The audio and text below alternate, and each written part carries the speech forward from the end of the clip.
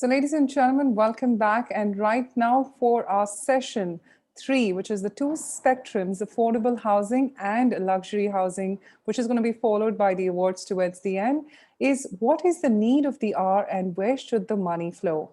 Well, ladies and gentlemen, for this, we've got our speaker come moderator, Gauravmarya, Managing Director, Capital Markets and Residential, CBRE India, joining us.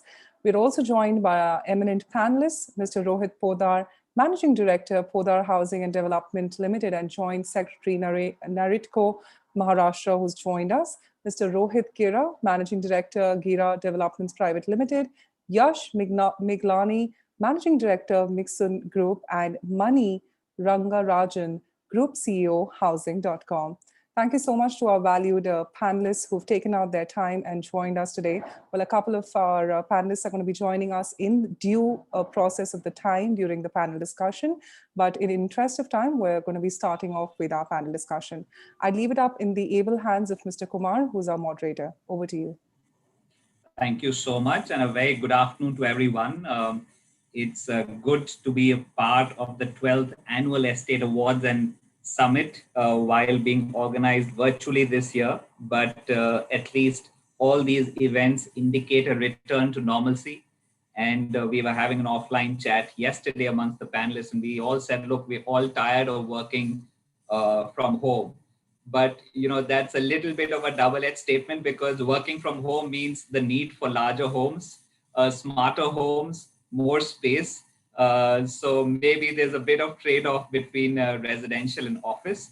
But at least as market players, we can confidently say that there's been a huge change in the sentiment for residential across cities, across all the gateway cities in India, and across segments. So not just affordable, but mid-market, and some aspects of luxury housing also have seen a big increase in sales. I mean, the overall statistics for Q3 indicates almost a 84% quarter-on-quarter increase to about 22,000 units.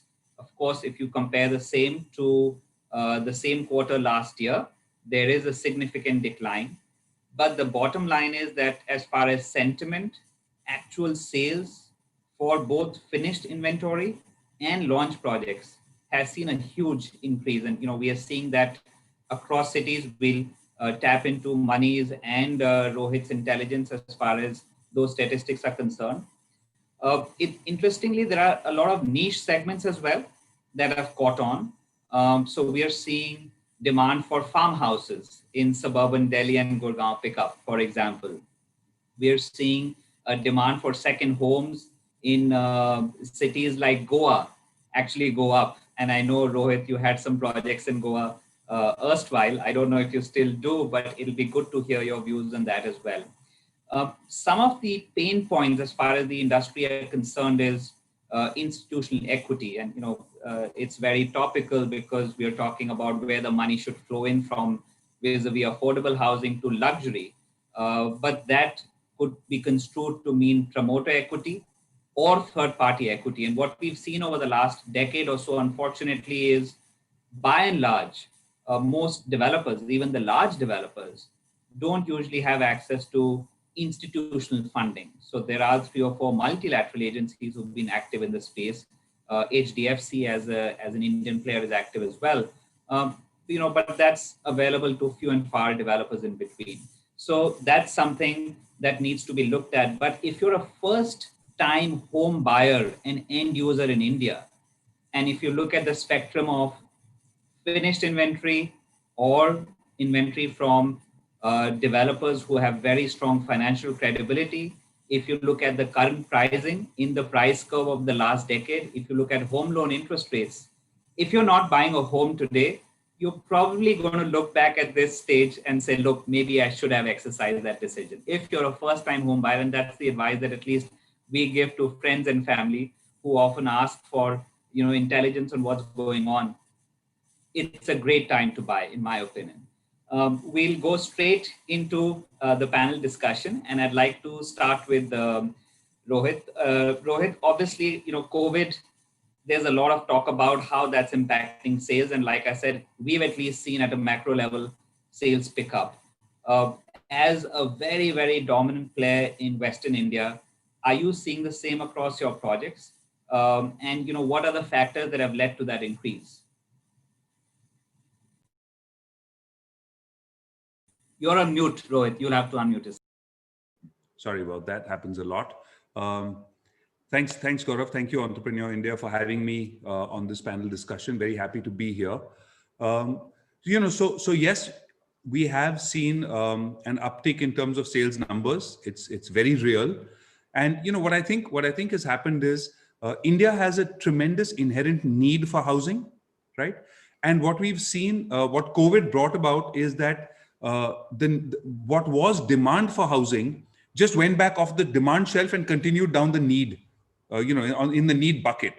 So sales happen when need translates into demand, and COVID took the demand, put it back into need.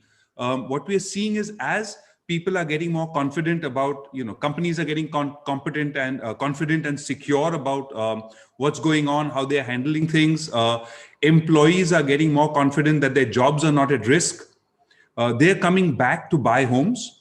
So from really low numbers, there is a big bounce up, and that always has a sort of multiplier and kind of, a boost to other people as well, because it's just a buzz in the marketplace that shows more sales are happening. That's certainly something that we're seeing, and that's very, very live. It's on the back of sentiment coming back. There are also the smaller factors which are, about are people looking at bigger homes? Are people looking at, tenants are now looking at buying their own homes because of their experiences during COVID. So there are all some of these micro factors as well. But overall, yes, absolutely resoundingly, yes, there is a tremendous bounce back in terms of sales across the market. Before I come back to you on, how you look at the capital stack or funding these projects, I just want to tap into Money's intelligence. Money, you run one of the largest networks of digital platforms as far as residential projects are concerned, and I'm sure you have other products as well. But are you also seeing the same trend of there being an increase in transaction activity across cities? Sure, Gaurav. So first, thanks to Entrepreneur India for having me on this webinar. Really privileged to participate with my fellow panelists such as Gaurav and Mr. Gera. I run housing.com, makan.com, and PropTiger, which is one of the largest channel partners in the Indian residential market. I think we're seeing like a phenomenal growth in the uptake of residential sales. We published a report called the Real Insights Report on behalf of PropTiger. And in the July to September quarter, we saw sales grow by almost 80% as compared to the April to June.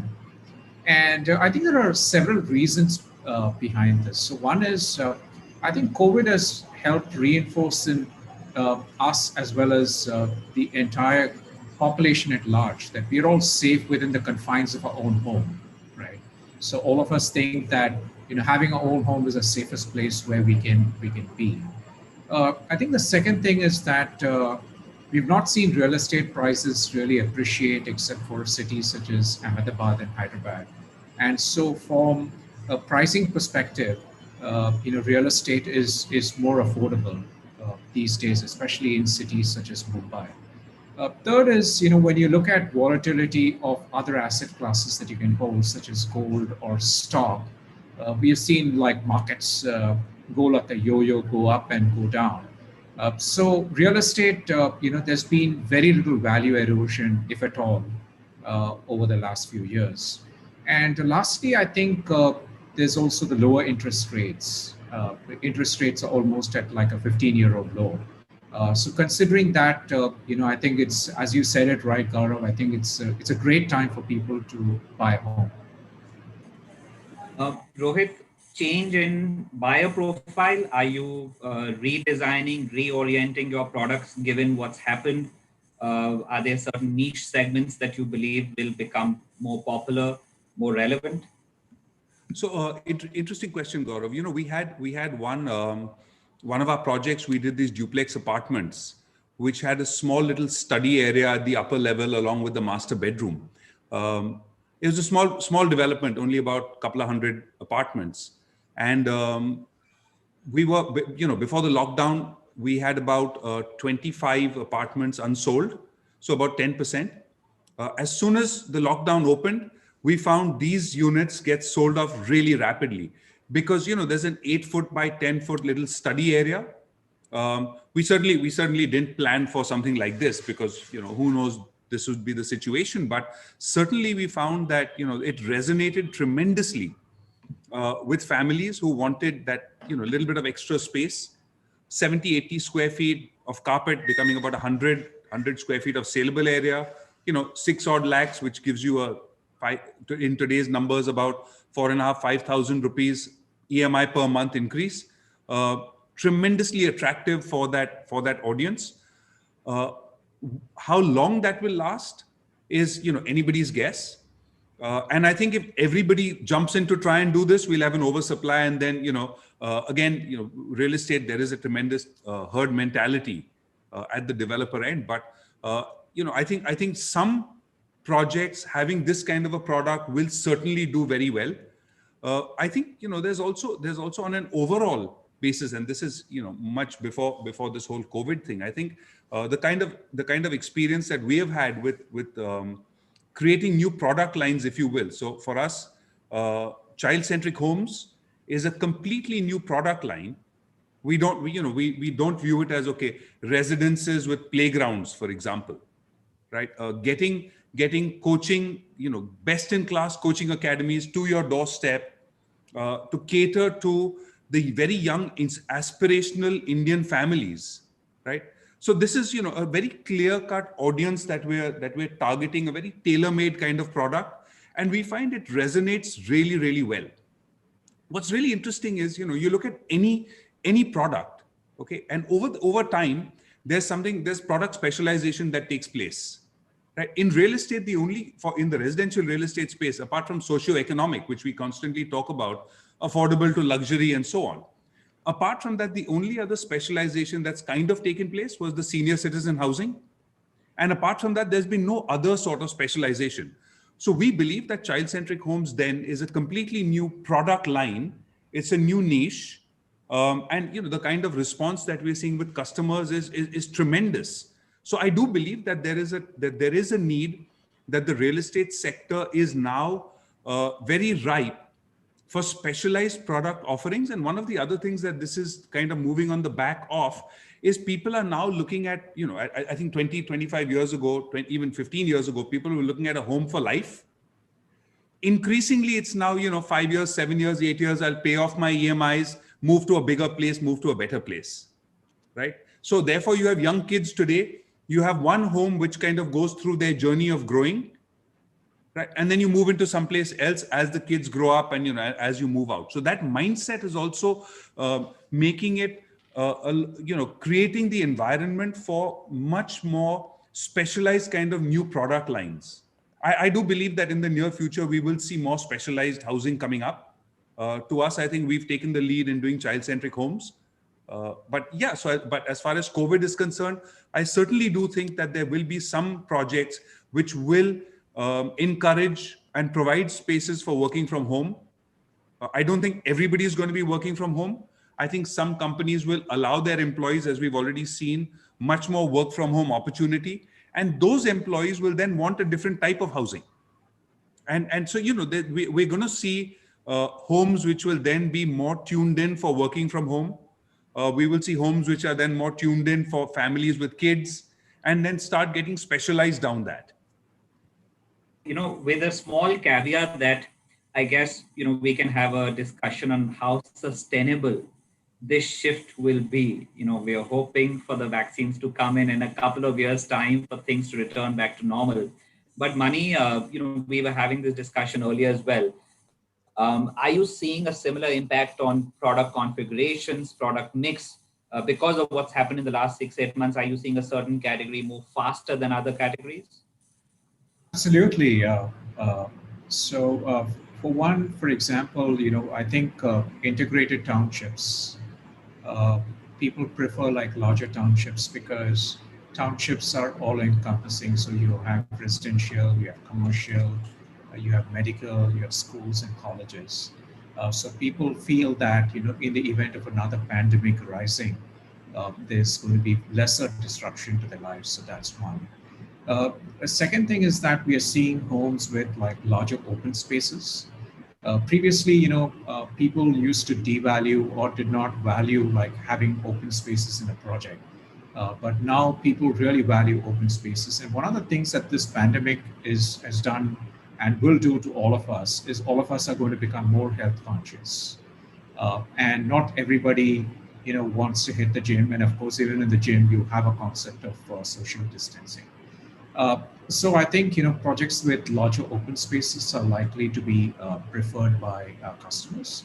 One of the very interesting things we saw on both housing as well as Makan, and this is both on the buy side as well as in the rent side, is that the proportion of people who are looking for a three-bedroom home have actually grown, and that growth has come in at expense of people who are looking for a single bedroom home. So demand has gravitated from the single bedroom to the two bedroom home, and those who are looking for a two bedroom earlier are now looking for a 2.5 to like a three bedroom.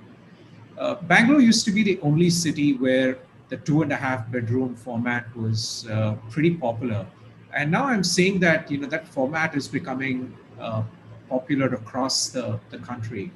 And when I talk to developers, I find that some of them are going back to even redesigning some of the proposed launches, because people are looking for the extra half a room or the extra complete room to work from home. And it's a similar trend world over. You read reports of Americans moving to suburban homes, moving away from in-city areas, wanting to be away from Manhattan because it has the obvious challenges of population density. I guess we will probably, at least in the short term, also see some trends of suburban living, of bigger of larger homes, of more specialized services, smart homes, etc. Um, you know, Rohit, any long-term dangers of designing homes as a result of COVID, but then you catch the wrong end of the cycle where things start coming back to normal and people start actually going back to work, and then you're straddled with inventory that you don't want?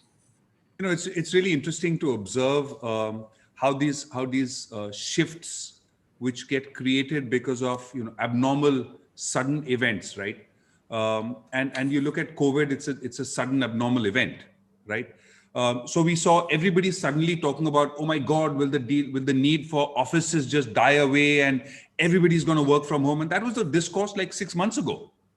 Okay. Today we're suddenly talking about, look at what you just said. Will we suddenly go back to everybody being at the office? So there are, these are short kind of shifts which take place. What I do believe is, I think we have all learned that it is completely possible to deliver value to our organization, that our teams can deliver value to the organization from being at home, maybe not on a permanent basis, but certainly on a temporary basis.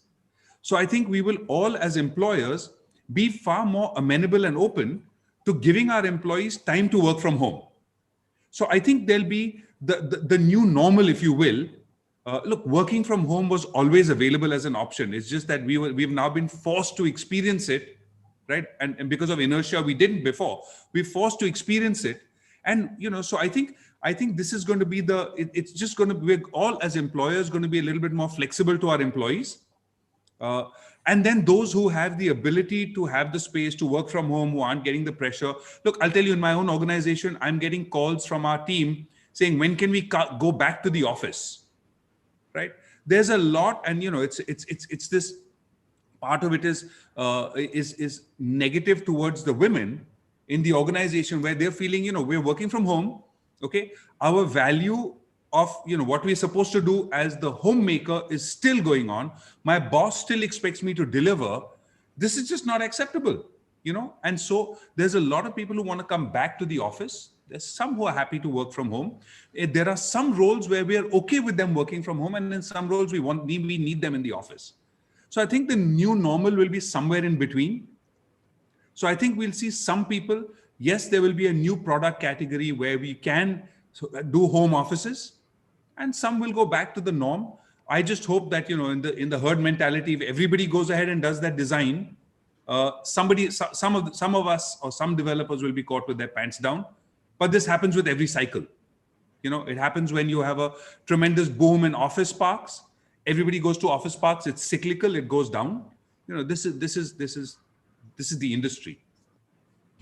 I do agree. I think one of the changes, I feel the radical changes that has happened, especially to the millennial mindset, is that the value of the home is now being recognized by the so-called millennial target audience. There was a time in the middle for the last 4 or 5 years where a lot of questions were asked as to why do I need to buy a home if I can have a rental yield of 1 or 2%, or if I can do co-living, and co-living's also increased, so maybe the market's increased, or if I can stay with my parents, or even if you're a working couple, do we really need a home? And that value of home concept has got reinforced, not from a financial or an asset ownership perspective, but just to be able to have a habitat where, in times like COVID, and there will be uncertain times, sure, the vaccine is out, but everyone's estimating that there might be another wave 1 or 2 years later, or, God forbid, another strain of the virus. So that value of home concept that had to get, re-emphasized for the younger generation. And, I'm feeling really bad about not including us in that millennial category, but that's happened. And we are seeing that reinforce mid-market demand in a big way, that people want to be able to afford a home. That aspiration is back. And I think that's great because it's a fundamental shift in demand. And I think as that comes back, you probably see some impact, some upward impact on pricing. And God knows we all need that as far as the residential sector is concerned. Rohit, I want to come back to my earlier point of institutional funding for real estate in general and for residential in particular. If you've seen equity for greenfield development, whether it's office, residential, retail, hospitality, has been constrained over the last decade for multiple reasons that we don't need to go into now. And there are 4 or 5 institutions who are sort of active, but you can count the deals on your fingertips. Now, Gera, someone you have decades of credibility, great balance sheet track record, amazing sales track record, great governance. But would you agree that, look, it is still debt that keeps most of these residential projects alive? So Gaurav, that's a very, very interesting question. I think that we are at a serious crossroads currently as far as the Indian real estate sector is concerned. We've been dealt with some severe blows to the industry over the last 4 or 5 years, and demonetization, RERA, GST, the ILFS debacle, and now COVID, and which with every successive shock to the system, the weakest of the industry have started getting kind of weeded out, if you will. Many even today are facing an existential crisis. Coupled with this, we had at one time, and you're very aware of the kind of foreign equity that came in, or private equity that was put into projects and how badly they got burnt, all on promises of delivery and on Excel spreadsheets.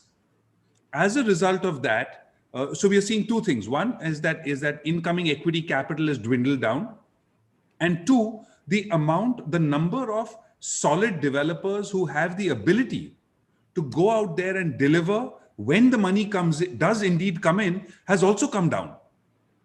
Even those of us who are in here, right, who have a track record, we are looking at substantial growth. Okay. But if you came to me and said, listen, I'm going to give you, I don't know, $1 billion. Can I take it? I would say I don't want it, because there's a capacity constraint to execute. So to ramp up in the real estate sector, there is always a capacity constraint to execute. Many of these businesses are family businesses, which run based on, individual family members controlling different verticals. Each one has his own capacity. So I think we're at a time when the demand is kicking back in. Okay, the number of developers available who can actually cater to that in a sound manner is actually coming down. Okay, equity availability is less. So we're all, so we look at debt. Like you said, some of us do have access to equity, but at an industry level, this is a challenge. This is clearly a challenge. And I started off this response by saying the industry is at a crossroad, and I think the government does need to take cognizance, right? How does the government step in and ensure that those of us who've got the capacity, capability, right, actually have, make it easier for developers to actually go out and meet that demand which is coming in. Otherwise, make no mistake, it's going to be opportunistic again. Fly-by-night operators will jump back into this business because it's going to be easy money. And I'll take a minute and just talk about another something else that I'm personally concerned about and believe in very passionately, is that RERA was created with the basic view that developers make sales and they siphon away the money from customers, right? Which is completely true, and this did happen. So they say, look, 30% you can take out, 70% must go into the project. Fabulous idea. But this makes sense only if the developers actually made sales.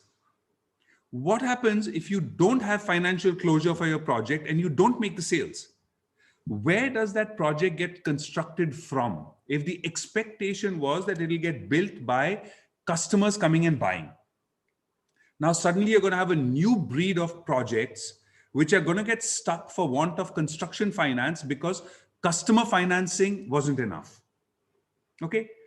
Now we're going to find a new problem, and God forbid if this country then goes the way, like the US, for example, where you only sell after OC, mandatory. You can only sell after getting the occupancy certificate, right?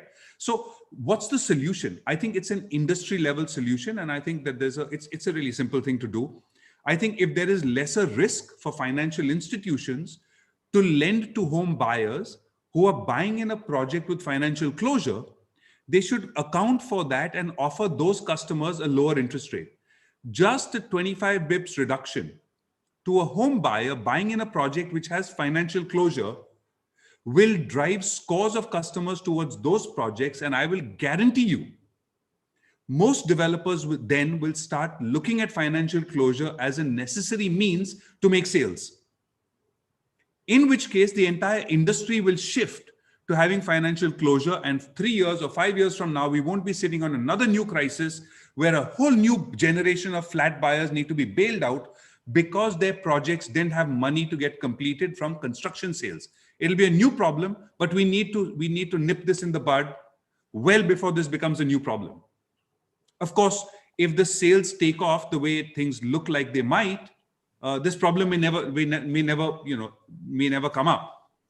But in case it does, I think we need a solution for that.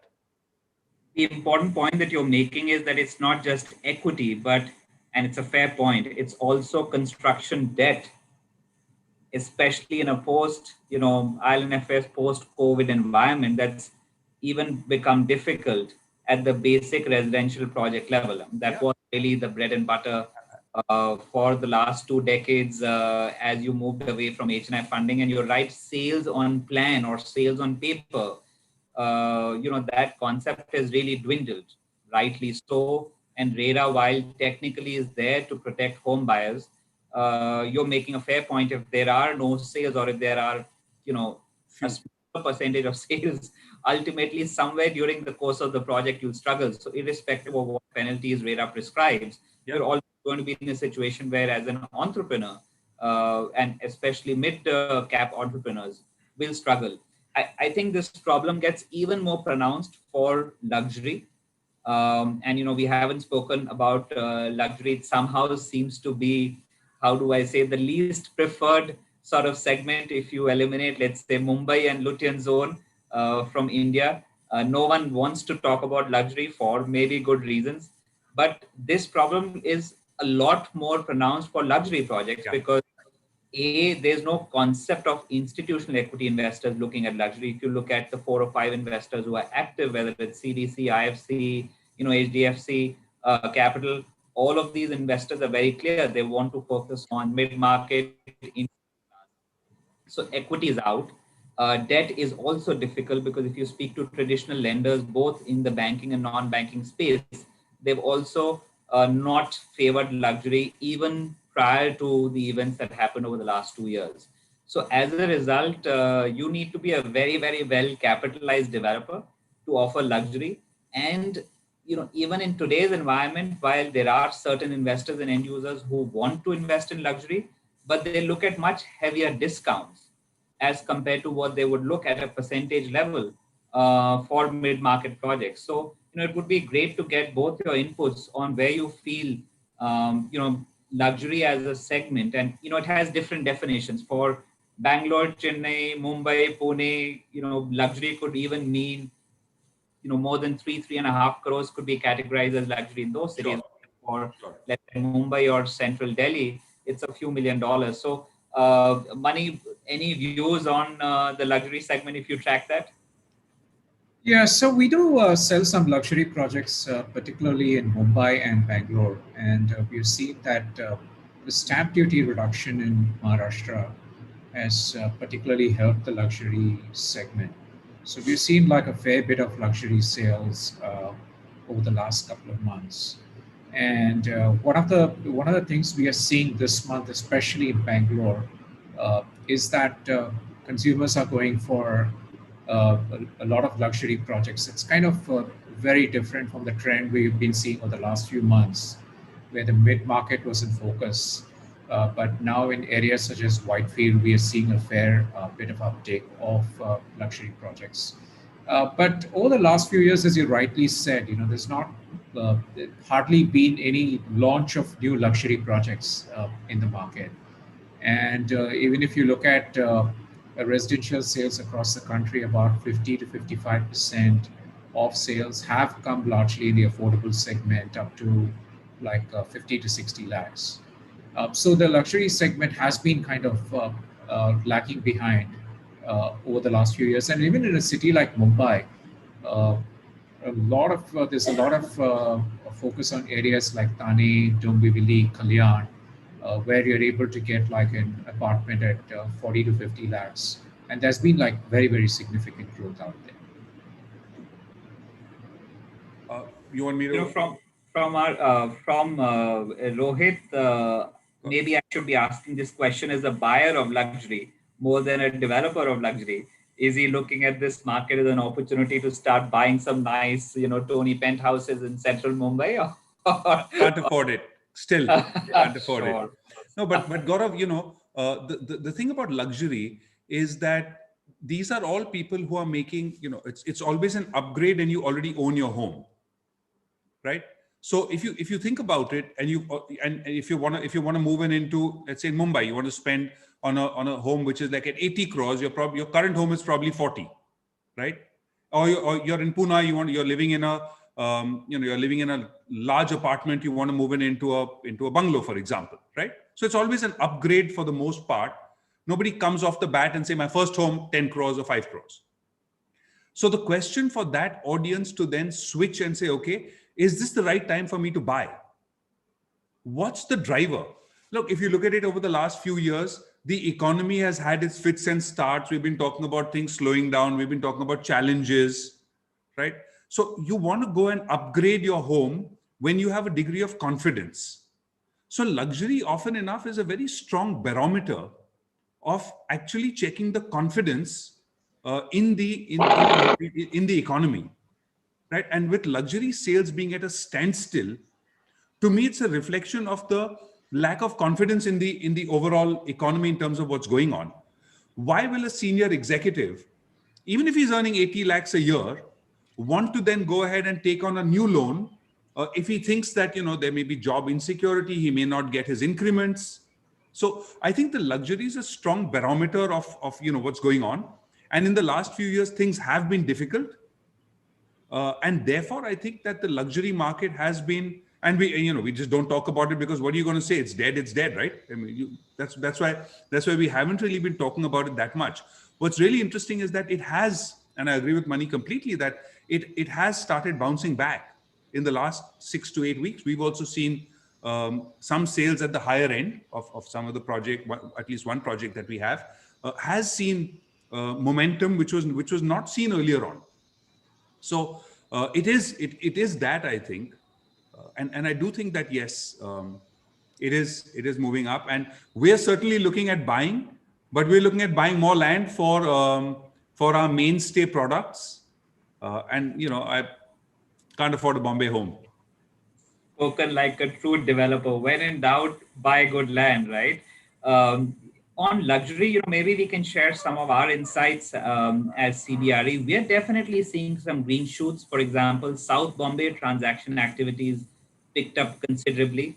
It's you always have large H&I buyers on the lookout for these neighborhoods or these sought after buildings and sought after assets. So great traction in South Mumbai, increasing traction in central Mumbai, even in the tall skyscrapers.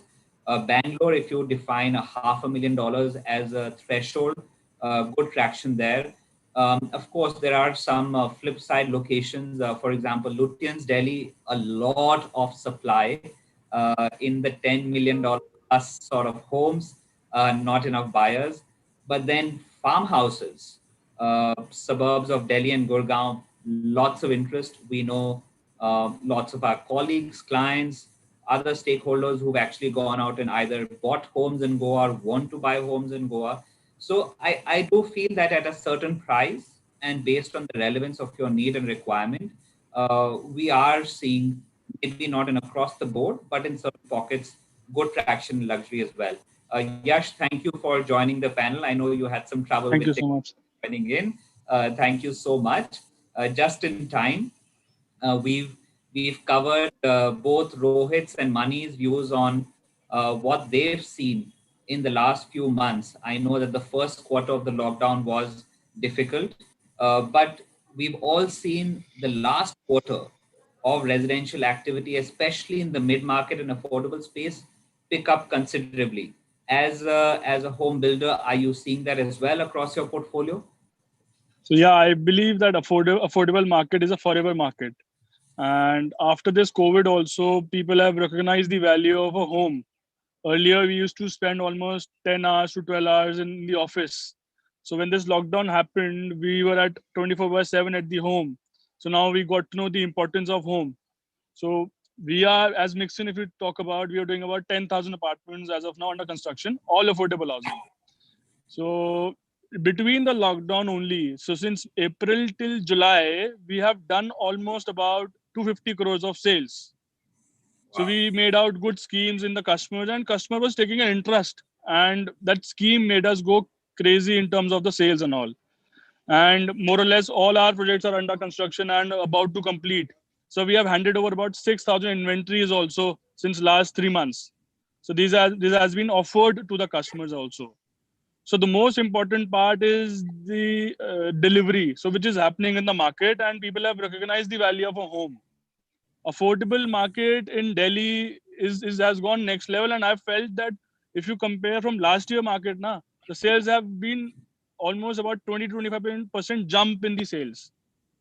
People are realizing the value, and everything is going very nice. And the best part is the interest rate.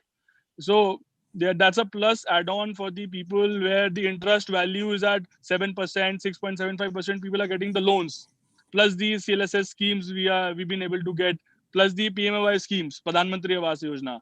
So this has given a jump to the market into the affordable housing, and customers are getting attracted. And right now, the only difference is earlier there used to be buyers in the market where site visit was happening, and thousands of visits were happening in a month. Now only the serious buyer is there in the market.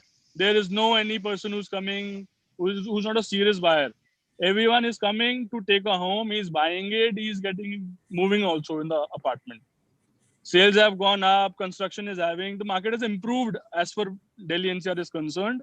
Things have gone beyond that. People are getting new projects also. Since last 2 years, the supply was like almost zero. So people have started getting into a new project also in this market now. So you could imagine the market it is going. I feel this is the right time to buy a property for any customer, whosoever it is, because the rates are very nice at an eligible rate where customer wants to buy. Because the ticket size we are into is almost 30 lakhs to 40 lakh rupees. Everyone is buying it. The first home buyer is getting affected. Everyone is getting in a good shape. That's my thought. For the benefit of the audience, Yash, what are the primary markets that you operate in? Which primary cities do you operate in, just for everyone's benefit? Yeah. So right now we are into Greater Noida. So we are doing 6,000 inventories in Greater Noida, and out of which 5,000 inventories are almost complete or about to get complete in next 3 months or so. Rajna extension is one of the best market which is coming up in the market now. So from Delhi, it takes 15 minutes. So the connectivity wise, the infra wise, have things gone beyond the change, because I hats off to the government that they have given a next level change in terms of the infra. Infra has boosted the Delhi NCR market in terms of anything if you talk about. So Rajnagar extension we are into, Greater Noida we are into, and Lucknow also we are into as of now. These are the You run a markets. classic affordable housing model, and it's great to Yeah, have you on the show because that's one of the key themes here. You run a classic affordable housing model where most of your units would fit into the Pradhan Mantri Awas Yojana. Your exactly. home be very, very sensitive to the home loan interest rates. And you feel these policies have actually made a big difference to your business model. That it's a good validation of PMAY because there's always mixed feedback around that policy. But it's good to see a developer say that look, it's had a significant and a material impact as far as your demand is. Yeah. Almost it's been 7-8 months now. We are standing at a sales of what 700 crores. So we feel that this is the right time and things have gone to a good change. For a good change, actually, I feel. Whatever happens for good at the end. Good positive sentiment to have. Yeah. Rohit, do you have any projects in your portfolio that fit the bill for in terms of square footage or other requirements for the PMAY scheme? No, we don't have anything in that category. Because Our you build larger average, homes. our average ticket size, being, Pune centric for our projects is about 65 to 75 lakhs is sort of the majority of the homes are in that price point. Understand. And that's because you just feel you appeal to a target audience that wants slightly larger homes in different locations essentially. It's about your own core competence, right? So for us, I think the child centric home is a certain premium offering. It caters to that segment where they're young enough and yet they have the affordability enough where they want to provide their children with the best in class opportunities. And so what you need to be able to do the really and there's tremendous numbers at the bottom of that pyramid, but you have to have a very different core competence. You have to be you have to be really good at execution for that. Okay, so I think different segments you have to have a different set of core competences, and our core competence isn't really mass producing in the tens of thousands of homes. We are much better at being customer centric, giving that specialty offering. Our 5-year warranty, for example, which we've been doing for 15 years, is now extended to a 7-year warranty.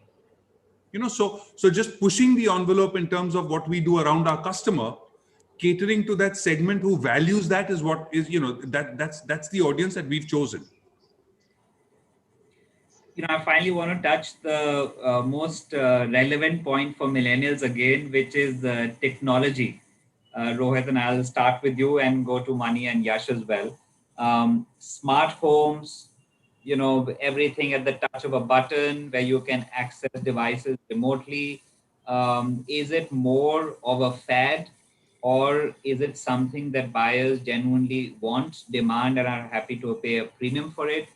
Or do they lead to, or is our infrastructure network not ready to provide those? Because I know a few apartment complexes, without naming them, of course, where the developer in right earnest and intent actually provided for that infrastructure, but it just didn't work from a maintenance perspective, from a sustenance perspective, it just didn't work. So what's your view on, technology in smart homes? So let's look at it this way. Do I need my phone to turn on and turn off the light, and I can't get up and turn it on and off here? Certainly not, right? But can it add next level value? If it adds an additional layer of value, and then that switching on and off is a benefit, great. If it's just some sort of just like a little bow on the top as a packaging for marketing, it's not sustainable in the long run. But if homes offer you, if it adds from a security point of view, life safety perspective, so video door phones, for example, which are linked to your phones and you can see what's going on, fire smoke detectors, access control systems, all these certainly are value accretive. There's no doubt about that, right? Beyond that, then it's lifestyle. If you want to say, if you want to tell your phone to open the curtain in the morning in your bedroom, right? It's a lifestyle kind of upgrade, and so for some people it's fabulous, but it is a luxury in most cases. The way we look at technology, and we've certainly been offering smart homes at the customer level, but the other area that we also think that there's tremendous scope for use of technology is in the interface between the developer and the consumer. Okay, so for example, our Gera World app today, it's interesting. If you pay a check or make a payment to the developer, it typically takes a week to get a receipt.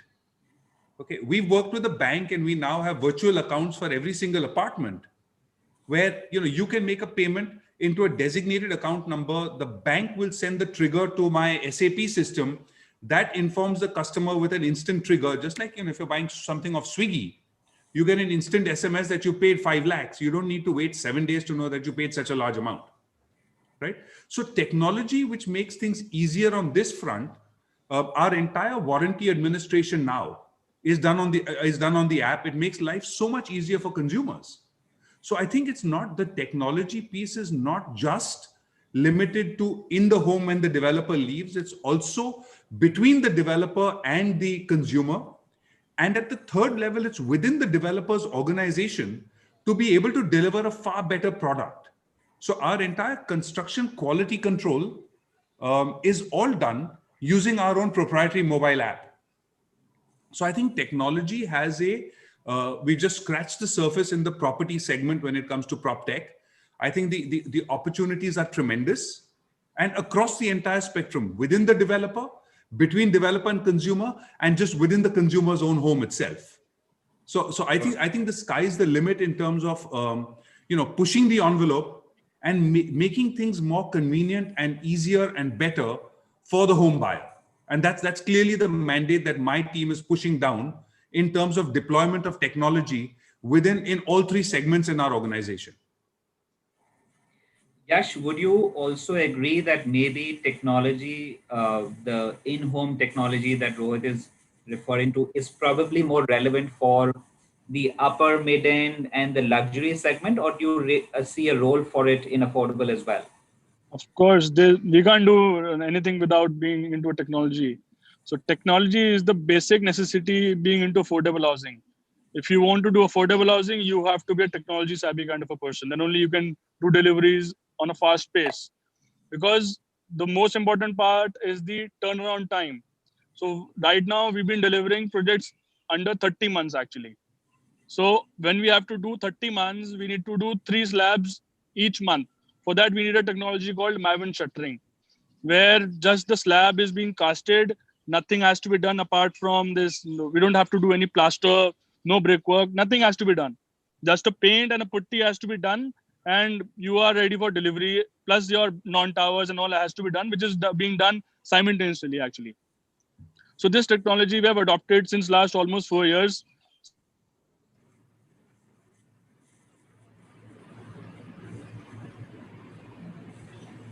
Good time for a technology question. I think Yeah, can you hear me? Yeah. Yes, we can hear you now. Yash, we missed you seconds in the middle. Yes. Yeah, exactly. So my point is, this technology is a very important part. Affordable housing is all about timelines actually. Timelines has to be short, then only things can move on a faster pace. The kind of volumes we are working on, then it can only be achieved once these timelines are achieved before time. 30 months is the target, and we are able to achieve those things also. This COVID time also, we haven't used that COVID time also. We were in a situation to deliver it on time. So we made things so fast that ultimately, if we'll increase the timelines, the cost will increase for us. So everything is a cost for us. Plus the customer service. We give about 200 customers to each CRM guy. So he's handling 200 customers. Plus everything is online. There's no paperwork in my company if you talk about. We are like almost like a paperless company. Everything is app based. Everything is online. He doesn't have to visit to our office only. Only for the allotment he is coming. Rest, everything is at his mobile. In few seconds, he is getting everything. Everything is technology savvy. So technology plays a very important role, whatever you do in life. Technology, we have to go with that technology thing, then only will things will move. So as far as the construction is compared to our operations, to whatever it is actually, we have to follow it and get it done. Gaurav, if I can just add to that, right, just to Yash's point, if you think about it, they've got 10,000 customers. If you send out 10 progress-related bills to each one, they have to process 100,000 invoices. Right now, if you're going to try and do that manually, Yeah. you're going to have serious mess ups with some guy making a mistake, some money going into somebody else's account. It's just a nightmare. So without using technology, scale is you can't get scale. It's very interesting how the discussion transition from technology to in-homes to, like you and Yash mentioned, technology in the construction value chain and in the interface with the customer. I think that's huge, because not just in these two areas, but even after homes are delivered, now you have societies and RWAs using all these tech platforms, which are become very, very popular. I think we have 5 or 6 minutes. I want to go finally to Money. Money, you are the tech guru in the group, right? your company is all about technology. Give us a little bit of flavor on how you've seen buying behavior change in India over the last decade. And when they started off, most tech companies said, look, yes, people don't buy homes currently online, but they trigger a lot of those home buying decisions, and a lot of these leads are triggered, and we will reach to a stage where people actually start transacting to the extent that you can for a brick and mortar decision online. Has that transition happened? Where do you see yourself in that curve right now? Well, I don't think the market will ever move mainstream to buying homes online, right? So you're not going to see that happen in too many cases. So it's not like you're adding something to your shopping cart and you check out and then you pay for it. Although, during the time of COVID, in the first few months of the lockdown, we did see a fair number of cases where buyers came and booked online by paying a token amount. What we are instead seeing is that earlier on, the internet was kind of used just to discover the kind of homes that existed in a particular area. But over the last 7 to 8 months in particular, we have seen that that search and discovery and the whole process of shortlisting a home has moved online. So at Housing, we offer developers a whole suite of content products, which ranges from like a video walkthrough to a drone shoot to an augmented and virtual reality. And we have seen not only developers, but also brokers kind of take up these products. The second thing which you have seen, and Yash had also mentioned this, is that we are seeing that people are shortlisting homes online and they are coming to the site to consummate the transaction. So the ratio of leads to site visits has actually declined. But site visit to closure ratios have more than doubled, right? So people are really using technology to kind of shortlist homes and just come online to consummate the transaction. The third is even on the post transaction journey, we have seen a huge uptick. So, for example, at Housing, we introduced products like Rent Pay. We used tenant verification. We have launched online rental agreements. And all these products have seen a significant uptake. So the volume of rent pay has gone through the roof. We have seen like a lot of consumers come in across the country and do their rental agreements and also use like services like tenant verification. So I think technology is going to be pretty extensively used even in the post-home buying journey. We're seeing a lot of society management apps, and that really adds value to buyers. Lovely. I think it's been a great session. Thank you to everyone for their time. Mani, good to see you. Good to meet with you. Yash, I'm so glad you could join in. And, despite the technology issues, Rohit, pleasure to seeing you after so many years. Looking forward to being in touch. Thank you to RE/MAX and Franchiseindia. Bhavna, over to you. I know we haven't exceeded our time limit. I hope the 55 minutes that we spent were, we invested good time, and I hope the audience enjoyed it. And over to you, Bhavna. Absolutely, absolutely, Gaurav. What a great session it has been. We just have 12 awards in this segment set for coming in. So I'd really request our esteemed panelists. I've got 4 minutes to do these awards. I'll try my jiffy best in that span of time. But I'd really request our audience our panelists to please stay back for those few minutes for our awards. Thank you once again. So, ladies and gentlemen, while we quickly move on to our next set of awards, which is the set 4. And first up in the Best Luxury Premium Housing Developer of the Year, National. And that goes to Lodha. Well, whether it's transforming the skyline of Mumbai with one of India's most iconic landmarks, crafting some of the most desirable residences in London, creating a world-class destination in the heart of Mumbai, or delivering India's #1 smart city, one name is transforming the way we live with the landmarks of global standard, that is Lodha Group. Well, ladies and gentlemen, now for the Best Real Estate Consultant of the Year, Residential National, and that goes to CBRE. Congratulations to the team. Well, CBRE India is a global commercial real estate services company providing solutions to the property owner, investor, and an occupier tenant. Congratulations to the team. Well, ladies and gentlemen, for the Developer of the Year East, and that goes to PS Group.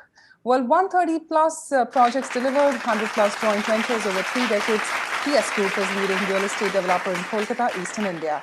Ladies and gentlemen, now for the Best Real Estate Consultant of the Year, Commercial North, and that goes to Adinath Your Homes. Well, Adinath is a pioneer in the commercial real estate industry. Some of the learned advisors who've hands-on experience in the commercial properties have teamed up to offer insightful knowledge to those who wish to build a commercial property portfolio. Well, ladies and gentlemen, now for the next award, which is the most innovative interior design residential, and that goes to HR Design Studio. Well, HR Design Studio is a design firm based in Hyderabad. So congratulations to the HR Design Studio. Well, ladies and gentlemen, now for the most innovative interior design award, commercial/retail, and that goes to Incred. Well, a pioneer in designing, that is what Incred is all about. Well, ladies and gentlemen, now for the best use of technology, and that goes to Housing.com. Well, Housing.com is Mumbai-based real estate search portal, which allows consumers or customers to search for housing based on geography, number of rooms, and various other filters. And ladies and gentlemen, for the most innovative broker of the year West, and that goes to JPC Group. Congratulations. Well, the JPC Group, representing a high standard since 2015, a licensed real estate company based in Jaipur, Rajasthan. Ladies and gentlemen, now for the most innovative broker of the year North, and that goes to Tarun Bhatia from Thirayo Realty Advisors. Well, they're a team of realtors, domain experts, consultants, and end-to-end service providers here to help ensure that your enterprise gets a head start. With a strong foundation of multi-city local networks and a sound understanding of the global landscape, every option that we source is backed by technical and legal know-how for smooth transition. And ladies and gentlemen, for the last 2 awards in this set, first up for the mid-segment project of the year, South, that goes to Mantri Lithos, Mantri Developers Private Limited. And we're going to be joined by one of our person, Kamakshi. Kamakshi is going to be joining us from Mantri Developers Private Limited. Well, Mantri Lithos is a spectacle set in stone and abode so unique in design and formation that it's milestone amongst all the residential space in the city. Thank you so much. Could I request now, Ms. Kamakshi, if you can join us on the stage and screen? We'd love to hear from you. Over to you. Hi, yeah, Kamakshi here. For some reason, it says I cannot start my video, but I'm just gonna say a huge, I think it's starting right now. Hi everyone. A big thank you to the jury, to the organizers. I believe this is our second award today from the in the same award ceremony. In fact, Mantri Lithos, just 2 weeks ago, we've received our OC and the project is completely sold out. Even before the OC has come in, we thank everyone, our customers, our employees, everyone who's been a part of this journey. To talk a bit about Mantri Lithos, we wanted to envision a project that would defy architectural stereotypes. It is true, and it's true to its name, and it has a distinct angular form in its design. And we have delivered a product that is truly revolutionary in its offering.